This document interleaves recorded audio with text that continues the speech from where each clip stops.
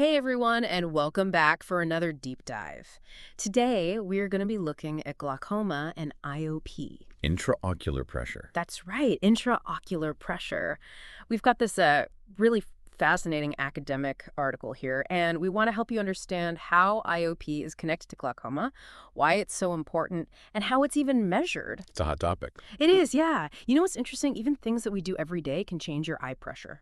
Things like blinking. Oh, wow. Yeah, or working out or drinking a lot of water. All these things can change your eye pressure. Really? Yeah, pretty wild. I'd love to bring in our expert now to shed some light on all of this. I'm curious, how has our understanding of IOP and glaucoma changed over time? Well, it's fascinating, actually, how much our understanding has evolved. You see, initially, high IOP was seen as the primary cause of glaucoma, almost like a one-to-one relationship. But, as we started doing more research and we're getting better at measuring IOP over longer periods, we began to realize it's not quite so straightforward. Oh. Yeah. We now know that some people with high IOP never actually develop glaucoma. Interesting. And on the flip side, some people with what we consider normal IOP do end up developing the disease. So this tells us that IOP is just one piece of a much larger puzzle when it comes to glaucoma. So it's not as simple as like high IOP equals glaucoma. Not at all. Okay. Before we go any further, could you give us a quick rundown on what glaucoma actually is? Absolutely. Glaucoma is a progressive eye disease that damages the optic nerve. That's basically the information highway connecting your eye to your brain. Okay. The damage is irreversible, and if it's not caught and treated, it can lead to blindness.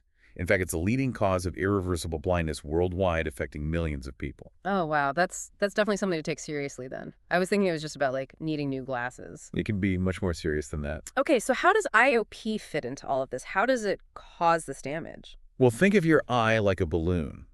It needs a certain amount of internal pressure to maintain its shape. And this pressure comes from a fluid called aqueous humor, which is constantly being produced and drained to keep things balanced. But when that drainage system isn't working properly, the fluid builds up and that internal pressure increases. So if the drainage system's like a sink and it gets clogged, the water level rises, creating more pressure. That's a great analogy. Okay. Now imagine that increased pressure pushing on a delicate structure like the optic nerve. I see. And there's a specific spot on the optic nerve called the lamina cribrosa, where the nerve fibers make a sharp turn to exit the eye. Okay. This area is particularly vulnerable to high IOP. So it's not just the pressure itself, but where that pressure is concentrated. Exactly. And to make things even more complex, there are these tiny sensors in your eye called mechanosensors. They're like little pressure gauges that constantly monitor IOP. Oh, wow. When these sensors detect pressure swings, those fluctuations we were talking about, they can trigger a cascade of events that can ultimately damage the optic nerve. Think of them like alarm bells in your eye. When they detect these pressure swings, they trigger a chain reaction that can lead to damage over time. Okay. This is where things are starting to get really interesting for me. So you're telling me there's this whole system inside my eye that's constantly producing and draining fluid to regulate pressure. That's right. And that even small changes in this pressure can have a big impact. It's a very intricate system. Well, We have the ciliary body, which acts like a little factory producing the aqueous humor. okay. Then there are two main drainage pathways. Okay. The trabecular meshwork, think of that as the primary drain, and then the uveoscleral pathway, which acts like a secondary drain. Yeah. And of course, we can't forget about the episcleral venous pressure, which is the pressure in the veins that ultimately carry the fluid away from the eye. Wow. It's a lot more complicated than I realized. So we learned earlier that IOP isn't just one static number. It fluctuates throughout the day. What are some of the things that can cause these fluctuations? Well, there are quite a few, actually. First of all, IOP naturally follows a circadian rhythm, meaning it tends to be highest in the early morning hours and lowest at night. So it's like our eye has its own internal clock. It's like your eye has its own internal clock, exactly. So it's not necessarily a bad thing if your IOP is a bit higher in the morning? Not necessarily. It's the fluctuations we're most concerned about. But beyond the natural daily rhythm, things like your body position can also influence IOP. For instance, lying down actually increases IOP, which is why nighttime pressure readings can be important. Okay. Exercise is another factor. Strenuous activity or holding your breath, like when you're lifting weights, can cause temporary spikes in IOP. Wait, so even holding my breath for a few seconds could affect my eye pressure? You got it. Yeah. And believe it or not, even stress can have an impact. Really? Both physical and emotional stress can trigger changes in your IOP. It just goes to show how interconnected our bodies really are. This is starting to paint a pretty complex picture. So we've got our natural daily rhythm, body position, exercise, and stress all playing a role. What else should we be aware of? Well, there are a few things that might surprise you. Drinking a large amount of water in a short time can actually cause a temporary rise in IOP. Oh, wow. Also, something as simple as squeezing or rubbing your eyelids can significantly increase pressure. Hmm. And of course, certain medications can either raise or lower IOP, which is why it's so important to tell your doctor about all the medications you're taking, even over-the-counter ones. So this is really highlighting how dynamic IOP is. It's not just a snapshot in time, it's constantly changing. But how do we even measure these changes? I know they check my eye pressure at the eye doctor, but what are the different ways that IOP is measured? You're right. Measuring IOP is a routine part of an eye exam. Mm. The methods for doing so have actually come a long way. Mm-hmm. In the early days, doctors would literally use their fingers to feel the pressure of the eye. I can only imagine. As you can imagine, this wasn't very accurate. Yeah, there's got to be a better way than that. Thankfully, there is. We eventually moved on to instruments like the Schiot's tonometer, which was a big step forward but still pretty cumbersome to use. Then came the Goldman applanation tonometer, or GAT for short, which became the gold standard for many years and is still widely used today. But even it has its limitations. So even the gold standard isn't perfect. No measurement is perfect, unfortunately. Yeah. With GAT factors like the thickness of your cornea, which is the front part of your eye, can influence the readings. That makes sense. Everyone's eyes are different. Yeah. What are some of the other methods that have been developed? Well, in our quest for more accurate and convenient measurements, we've seen techniques like non-contact tonometry emerge. Okay. It's quick and easy, but it tends to overestimate IOP, especially at higher pressures. Mm. Then there's rebound tonometry, which is portable and less dependent on the user's technique, but it can be affected by corneal properties. Okay. And we also have dynamic contour tonometry, which is less influenced by corneal thickness, but isn't as widely used. So there's a whole range of tonometry technology, each with its own advantages and disadvantages. Exactly. And what we need to keep in mind, especially in the context of what we've been discussing about fluctuations, is that no single IOP measurement tells the whole story. So what you should remember is that even with all this advanced technology, no single IOP measurement is perfect. It's important to consider all the factors that might affect your readings and discuss them with your doctor. But what about those fluctuations we talked about earlier? How can we track those changes that happen outside of a regular office visit? Well, that's where continuous IOP monitoring comes in. Okay. There are now contact lens systems that can actually measure IOP continuously throughout the day and night, sending that data wirelessly to a device or computer. Wow. And for even more comprehensive monitoring, there are implantable devices that provide a constant stream of IOP readings. That sounds pretty high-tech, but I imagine not everyone can wear contact lenses or would want an implantable device. What are the other options? You're right, those options aren't for everyone. A simpler and more widely accessible option is home self-tonometry. This involves using a portable tonometer, similar to the ones used in the doctor's office, to measure your own IOP at home. So it's kind of like taking your blood pressure at home. Exactly. And just like with home blood pressure monitoring, it empowers patients to take an active role in managing their health. It really is. Home self-tonometry allows you to see how your IOP changes throughout the day and start to notice patterns or triggers that might be causing those variations. I can see how that would be incredibly helpful in understanding your own eye health. But before we delve deeper into home monitoring, let's go back to those IOP fluctuations. You mentioned earlier that they're considered an independent risk factor for glaucoma. What exactly does that mean? It means that even if your average IOP is within what's considered a normal range, the amount your IOP varies throughout the day could still be putting your vision at risk. It's not just about the average pressure, it's about those peaks and valleys that can happen when you're going about your day. So even if my eye doctor tells me my IOP is fine at my appointment, there could be hidden fluctuations happening that they're not seeing. That's the key point. Traditional in-office measurements only give us a snapshot of your IOP at one specific moment. They might be missing those crucial peaks and valleys that occur outside of the clinic. And as research is revealing, these fluctuations, particularly over the long term, can play a major role in how glaucoma progresses. That's a bit concerning, honestly. How do researchers even study these fluctuations? Is it just a matter of taking more frequent IOP readings? Well, It's a bit more involved than that. We need ways to capture those variations that happen naturally throughout the day and night, not just during a scheduled appointment. Researchers have come up with a few different methods to get a more complete picture. Okay, so what are some of these methods? Paint me a picture. So one approach is hospital-based 24-hour IOP monitoring. It involves admitting patients to a specialized sleep lab where their IOP is measured at regular intervals, even while they sleep. It provides a very accurate map of the IOP curve, but it's expensive and not very practical for everyday use. That sounds intense. Are there any less invasive ways to study these fluctuations? There are. One is called the water drinking test. Okay. Patients drink a specific amount of water, and then their IOP is monitored to see how it responds. It can give us some insights into how well the eye's drainage system is functioning, but the results can vary. Interesting. So it's a way to see how the eye reacts to a change in fluid volume. Exactly. We also have the steroid trial. Some individuals are more sensitive to steroid medications, and these drugs can cause IOP to rise in those who are susceptible. By administering steroids in a controlled environment, researchers can identify those who are steroid responders. Okay. These individuals might be at an increased risk of developing glaucoma. It seems like we're trying to gently challenge the system to see how it reacts. But all of these methods still rely on taking measurements in a clinical setting, right? What about monitoring IOP in the real world as people go about their daily lives? That's where ambulatory IOP monitoring steps in, and this is what holds the real potential to revolutionize glaucoma care. It allows you to measure your IOP at home at different times throughout your day, giving us that valuable continuous data we need. This is what I've been waiting for. Tell me everything.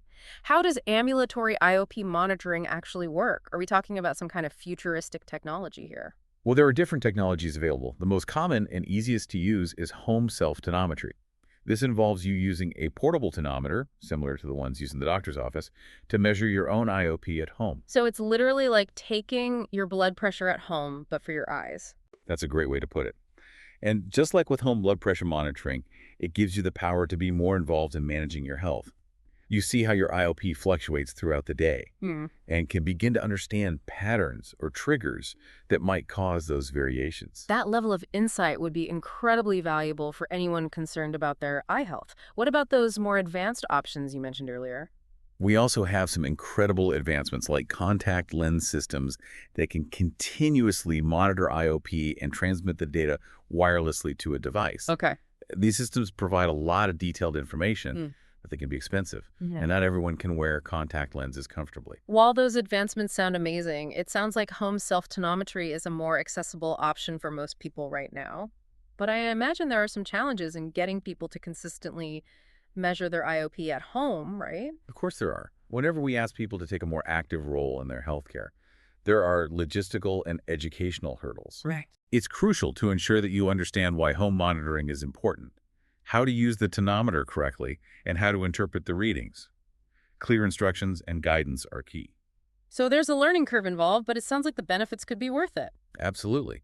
Studies have shown that home IOP monitoring can help detect IOP fluctuations earlier, lead to better adherence to treatment plans, and even reduce the number of trips you need to make to the doctor's office. Those are some pretty compelling benefits. I'm really seeing how technology is changing the healthcare landscape. It's giving us tools to understand and manage conditions like glaucoma in ways that weren't even imaginable a few years ago. It's an exciting time to be in this field, that's for sure. And we're just scratching the surface. As we collect more data on IOP fluctuations and their impact on glaucoma progression, we can refine treatment strategies and personalize care to a degree we never thought possible. This is where it gets really interesting for me. We've got all this new information about IOP fluctuations, but what does it actually mean for people with glaucoma? How is this knowledge being used to improve outcomes for patients? That's the million-dollar question, isn't it? One of the biggest takeaways from this research is that it's challenging the traditional approach to glaucoma management. We used to focus mainly on lowering average IOP, but now we're realizing that those fluctuations matter just as much, if not more. So it's not just about hitting a specific target IOP number, but also about minimizing those swings throughout the day. Precisely. And this is where home IOP monitoring comes in as a game changer. It allows doctors to see those fluctuations and adjust your treatment accordingly. For example, if you consistently have high IOP spikes in the early morning, your doctor might suggest changing the timing of your eye drops or adding a medication specifically designed to target those peaks. So it's like we're moving towards truly personalized medicine, tailoring treatment to each person's unique IOP pattern. That's exactly it. And this personalized approach can make a huge difference in slowing down the progression of the disease and protecting your vision. We're also starting to see a shift towards a more proactive and preventative approach to glaucoma care. How so? Well, with home IOP monitoring, we can identify those early warning signs of IOP fluctuations and step in before any significant damage occurs. Think of it like catching a small leak in your roof before it turns into a major problem. That's a great analogy. Early detection is key. Exactly. And this is especially important for people who are already at a higher risk of developing glaucoma. This includes people with a family history of the disease, African Americans, and individuals with certain medical conditions like diabetes. It sounds like we're on the cusp of a whole new paradigm for glaucoma care, one that's more personalized, proactive, and focused on empowering patients. You've summed it up perfectly. And it's a really exciting time to be working in this field. There's still so much to learn, but the potential for making a real difference in people's lives is enormous. This has been an incredible journey so far. We've gone from the basics of IOP to the complexity of those fluctuations and the potential of home monitoring. But there's one more piece of this puzzle I want to examine: the research itself. When we come back, we'll take a look at the studies that are helping us understand the link between IOP fluctuations and glaucoma progression. We'll also discuss what the future might hold for this rapidly evolving field. It's time to separate the facts from the hype and see what the data tells us about the true impact of those IOP swings. Stay tuned. All right, we're back. For the final part of our deep dive into glaucoma and IOP, we've covered a lot of ground, but now I want to really dig into the research. What does the evidence actually say about the link between those IOP fluctuations and the progression of glaucoma? That's the crucial part, right? We want to make sure we're basing this on solid science and not just speculation. Right. The good news is there's a lot of research happening in this area, and the findings are pretty convincing. Okay, so is it like a smoking gun? Is it a proven fact that these fluctuations are bad for your eyes? Well, medicine is rarely that black and white, but numerous studies have shown a strong connection between bigger IOP swings and a faster progression of glaucoma. And here's the thing. This connection holds true even when the average IOP is within a normal range. That's a big deal. It really reinforces what we've been talking about all along. Those fluctuations are important no matter what your average IOP reading is. Can you give me some examples of these studies? Like, what kind of research are we talking about? Absolutely. There have been some landmark studies that have really helped us understand this relationship. One is the Collaborative Initial Glaucoma Treatment Study, or CIGTS. Okay. This study found that patients with larger IOP fluctuations were more likely to have vision loss even if their average IOP was well controlled with treatment. So even if you're doing everything right, those swings can still have a negative effect. That's what the research suggests. Wow. Another important study is the Advanced Glaucoma Intervention Study, or AGIS. They found that bigger long-term IOP fluctuations were associated with a higher risk of the glaucoma getting worse, especially in those with lower average IOP. So it sounds like just having a low average IOP doesn't mean you're out of the woods if you're still having those big ups and downs. You got it? And these are just a couple of examples. Many other studies have shown similar results, pointing to the fact that fluctuations are a risk factor for glaucoma progression independent of average IOP. Okay, so this isn't just a theory, it's something that doctors and patients need to be paying attention to. But I am curious, have there been any studies that haven't found a link between fluctuations and glaucoma progression? We talked earlier about how research isn't always a straight line. That's true. There have been some studies that haven't found a statistically significant association. It's important to remember that science is a process. It's a constant exploration. Right. Many of these studies have limitations. Some might have a small number of participants, or they might not follow people for a long enough period. There can also be variations in how IOP is measured and things like that. So it's not that those studies are necessarily wrong, but maybe they just didn't have the right tools or enough information to find a subtle effect. That's a possibility. And we also have to acknowledge that we don't fully understand all the ways in which fluctuations cause damage. More research is needed to figure out why some people are more susceptible to the negative effects of those swings than others. It sounds like there's still a lot to discover, but even with what we know now, the implications for how we treat glaucoma are pretty significant. They are, yeah. We're really moving away from that one-size-fits-all approach to a more personalized and proactive model of care. and home IOP monitoring is a big part of this shift. So instead of just reacting to high IOP readings, we're trying to anticipate and prevent those damaging fluctuations from even happening in the first place. Exactly. By seeing the complete picture, those peaks and valleys that happen outside the doctor's office, we can identify people who might be at higher risk, even if their average IOP looks good. This allows us to personalize treatment plans, intervene earlier, and hopefully lead to better outcomes for patients. It's like we're getting a new tool to fight glaucoma. But I'm sure there are still some hurdles to overcome, right? Like with any new technology or new approach. Oh, for sure. You're absolutely right. One of the biggest challenges is getting everyone on board, both doctors and patients. Oh, yeah. A lot of doctors are used to doing things the traditional way, and it takes time to shift those mindsets and adopt new practices. Sure. And from the patient's perspective, I imagine it could feel overwhelming for some people to have to take on a more active role in monitoring their own condition. Absolutely. That's why education is so important. We Yeah. need to make sure people understand why home monitoring is important, how to use the devices properly, and how to make sense of the readings.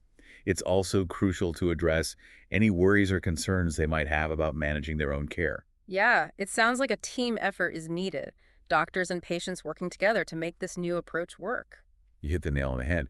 And that's one of the things that makes this such an exciting time. We're seeing this movement toward a more collaborative and patient-centered model of care. This has been such an insightful conversation. I feel like we've learned so much from how the eye works to this groundbreaking research that's really changing how we think about glaucoma. Before we wrap up, is there anything else you think our listeners should take away from this deep dive? I think the most important message is that IOP isn't just a number. It's a dynamic process that's always changing. And those fluctuations can have a big impact on your eye health. So if you're at risk for glaucoma or you've already been diagnosed, talk to your doctor about whether home IOP monitoring could be right for you. It could be a key step in protecting your vision. That's great advice. Knowledge is power, and the more we understand about our bodies and how they work, the better decisions we can make. And this deep dive has definitely given us a lot to think about. We've learned that IOP is complex, it's always in motion, those ups and downs really do matter, and that home monitoring could really change the game for glaucoma care. So thanks for joining us on this exploration of glaucoma and IOP. Until next time, keep learning, keep asking questions, and keep those eye pressures in check.